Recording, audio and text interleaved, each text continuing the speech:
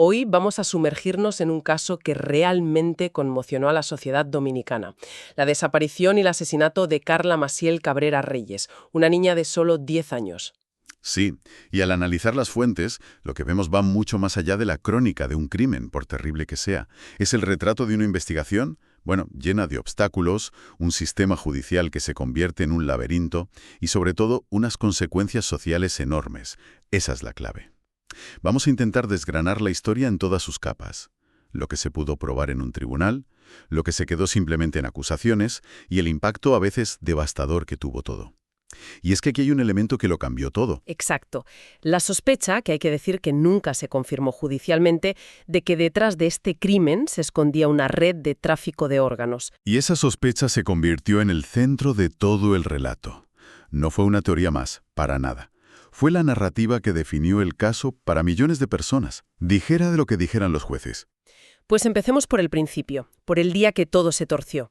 Estamos en Pedro Brand, Santo Domingo, el 25 de junio de 2015. Carla Maciel, 10 años, vuelve de un acto religioso con su hermana gemela. Se adelanta unos metros de su hermana y desaparece. Literalmente, se la traga la tierra. Y lo que viene después es la peor pesadilla. Un año entero de silencio, de angustia. Un año terrible. La familia, la comunidad no pararon. Hicieron vigilias, protestas, salieron en todos los medios. Pero la investigación oficial, pues parecía que no iba a ningún sitio. Claro, un año es una eternidad en un caso así.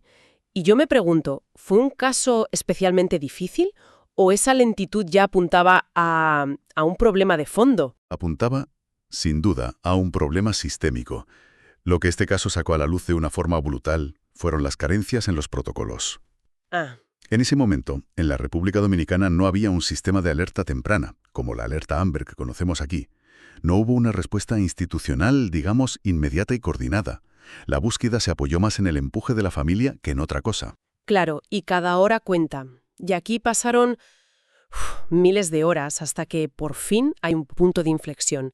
Estamos ya en agosto de 2016. 14 meses después, la policía detiene a varias personas y uno de ellos, Darwin Trinidad Infante, se viene abajo. Confiesa. Confiesa y además lleva a los investigadores a un terreno a las afueras. Y allí, enterrados, encuentran restos óseos. Eran los de Carla Maciel. Sí, el análisis forense lo confirmó. La peor de las noticias para la familia, pero al menos un punto de partida para la justicia. Y con esa confesión y el cuerpo, el Ministerio Público ya puede armar una acusación formal por secuestro y asesinato contra Infante y otro implicado, Juan Cabral Martínez. Parecía que el caso, al menos la parte criminal, se empezaba a cerrar. Parecía. Pero las propias autoridades lo dijeron. La investigación era extremadamente compleja. Y no solo por el crimen en sí, era por la presión mediática y, sobre todo, porque la teoría del tráfico de órganos ya no era un simple rumor, no, ya era una bola de nieve. Exacto. Corría como la pólvora por todo el país. Y esa teoría estalla, literalmente, durante el primer juicio. El tribunal condena a los dos, a Infante y a Cabral, a 30 años de prisión. La pena máxima. Sí, una condena rotunda por asociación de malhechores, rapto, violación y asesinato. Pero en mitad de todo eso, ellos sueltan la bomba. Ahí es. Su defensa se basa en algo explosivo. Dicen que ellos solo cumplían órdenes, que actuaron por encargo. Y señalan a una persona con nombre y apellidos, una doctora, Liliana Santana. La acusan de pagarles para secuestrar a la niña y extraerle los órganos. Un momento. O sea, tienes a dos personas condenadas a la pena máxima. Caso resuelto podrías pensar, pero la historia que de verdad explota en la calle es sobre una tercera persona que ni siquiera estaba formalmente acusada en ese juicio. ¿Cómo es posible? Ese es el meollo de toda esta historia. La hipótesis del tráfico de órganos, y esto hay que recalcarlo, nunca se probó judicialmente. Nunca. Nunca. Los análisis forenses, aunque el cuerpo estaba incompleto, no encontraron indicios de extracción de órganos. No había pruebas materiales. Pero, aún así, se convirtió en la narrativa dominante, en la verdad no oficial. Lo que nos lleva a una pregunta clave. ¿Por qué una acusación sin pruebas cala más hondo que una sentencia firme? ¿Qué dice eso de la confianza de la gente en el sistema? Nos dice que a veces el miedo es más fuerte que los hechos. La idea de una red de médicos secuestrando niños para robar órganos.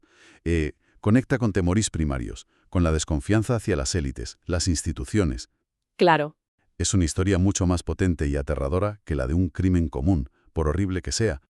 Este caso es un ejemplo perfecto de esa brecha entre la verdad judicial, que necesita pruebas, y la percepción social, que se alimenta de emociones. Y para colmo, el proceso judicial contra la doctora Liliana Santana fue un despropósito que solo echó más leña a ese fuego de desconfianza. Un laberinto. Un laberinto, sí, es una buena descripción. Primero, un juzgado de instrucción estudia el caso y emite un auto de no al lugar, que para que se entienda es básicamente un carpetazo. Considera que no hay indicios para ir a juicio. Pero la familia de Carla Maciel recurre esa decisión, no se da por vencida. Correcto. Y para sorpresa de muchos, la Corte de Apelaciones les da la razón. Anula la decisión del primer juez y ordena que sí, que se celebre un juicio contra la doctora. ¿Y de ahí a la instancia más alta? Exacto. La defensa de Santana recurre al Supremo y la Suprema Corte de Justicia zanja el debate. Confirma que debe ser juzgada. Con lo cual, después de todo ese recorrido, el juicio por fin parecía inevitable. Pero no. Que va, en absoluto. A partir de ahí, el proceso entra en un bucle de aplazamientos. Las fuentes hablan de más de una decena de suspensiones a lo largo de los años. Más de 10. Sí. Unas veces porque los jueces se inhibían, se apartaban del caso, otras por distintos recursos. La cosa llegó a un punto en que la madre de la niña denunció públicamente que el expediente del caso había desaparecido del sistema judicial. Pero eso es gravísimo. Que un expediente de un caso así desaparezca, sea una excusa o una negligencia real, el mensaje que se envía es demoledor. Totalmente. Porque, al margen de si la doctora era culpable o inocente, el manejo del proceso fue un desastre. Alimentó todas las sospechas habidas y por haber. Para mucha gente, estos retrasos eran la prueba de que una mano poderosa la estaba protegiendo. Claro, confirmaba la teoría de la conspiración. Exacto. El sistema judicial fue incapaz de dar una respuesta clara, y esa incapacidad destrozó aún más la confianza pública. Y un embrollo así, claro, no se queda en los tribunales. El eco que tuvo en la sociedad tuvo que ser tremendo. Las famosas ondas expansivas. Fueron enormes, sí, y golpearon en sitios inesperados.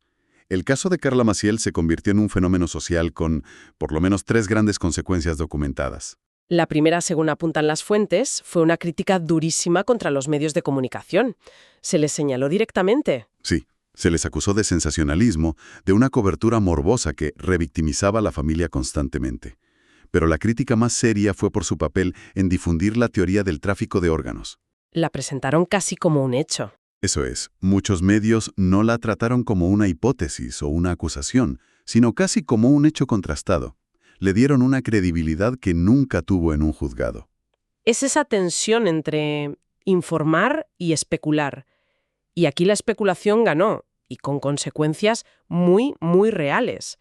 La segunda onda expansiva es la más impactante. Sin duda, fue una crisis de salud pública en toda regla. Se desplomó la donación de órganos en el país. Se desplomó. El pánico fue tal que la gente empezó a desconfiar del sistema de trasplantes. El miedo a que los órganos de sus familiares acabaran en un mercado negro provocó una caída drástica de las donaciones voluntarias. Es increíble pararse a pensar en eso. Una acusación sin pruebas en un solo caso acaba provocando que personas anónimas, en lista de espera para un corazón o un riñón, perdieran sus posibilidades de sobrevivir. El efecto dominó es brutal. Es un ejemplo de libro de cómo la desinformación puede tener consecuencias letales. El rumor saltó de los periódicos al mundo real y golpeó donde más duele. El propio Ministerio de Salud tuvo que lanzar campañas, desmentir la existencia de esas redes, intentar restaurar la confianza. Pero el daño ya estaba hecho. Y la tercera consecuencia, al menos el caso sirvió como un electroshock, obligó a tener un debate nacional sobre la protección de la infancia. Sí, al menos eso. El caso puso sobre la mesa la necesidad de crear ese sistema de alerta temprana del que hablábamos. También impulsó debates sobre endurecer las penas. En ese sentido, el sacrificio de Carla Maciel fue un catalizador, muy doloroso, para que la sociedad viera sus propias fallas. Hay un último detalle en las fuentes que a mí me parece que cierra el círculo de esta tragedia de una forma especialmente cruel. Tiene que ver con la revictimización de la familia años después. ¿Te refieres a la denuncia de la madre de Diolandita Cabrera? Exacto.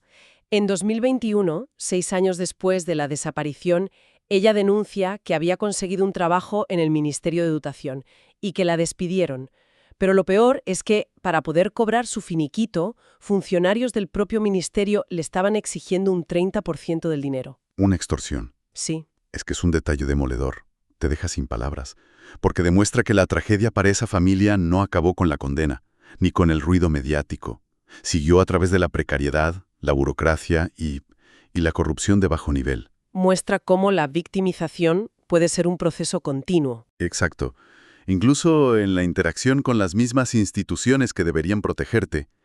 Entonces, si intentamos juntar todas las piezas, un crimen atroz, un proceso judicial que condena a los autores materiales, pero que se enreda de forma esperpéntica en una segunda trama que nunca resuelve, y una sociedad obligada a reflexionar sobre la seguridad de sus niños, la ética de la prensa y la confianza en su justicia. Es una síntesis perfecta. Y nos lleva a la reflexión final que proponen varias de las fuentes. Describen este caso como un referente de la posverdad en la República Dominicana, y esto mucho antes de que el término se pusiera de moda. Es una etiqueta muy potente, referente de la posverdad. Mucho. Y creo que nos deja con una pregunta fundamental, no solo para este caso. En un suceso tan mediatizado, tan emocional, donde compiten diferentes relatos, ¿dónde acaba quedando la verdad? Es la verdad judicial, la de las pruebas y las sentencias. ¿Es la verdad mediática, la que construyen los titulares? ¿O es la percepción pública, esa mezcla de hechos, miedos y rumores? Y sobre todo, la pregunta más importante, a largo plazo, ¿cuál de todas esas verdades acaba teniendo el impacto más profundo en una sociedad?